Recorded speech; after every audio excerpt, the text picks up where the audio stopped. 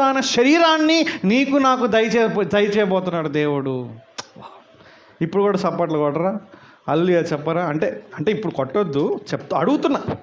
So ఇప్పుడు ఏంటంటే ఆయన సమరూపము గలదానిగా చేస్తాడంట. దానికోసం మనం ఎదురు చూడాలి. అక్కడ ఆ లోకం కోసం మనం నిరీక్షణ కలిగి ఉండాలి. అర్థమవుతుందా అండి? It's amazing thing. దీన్ని నువ్వు ఆలోచన చేసినప్పుడు నువ్వు ఎంత హ్యాపీగా ఉంటావు తెలుసా అండి? ఎంత హ్యాపీ ఉంటావు మీరే ఆలోచన చేయండి. నీకు గవర్నమెంట్ ఉద్యోగం వచ్చింది, ఒక నెల రోజుల తర్వాత నువ్వు వెళ్ళి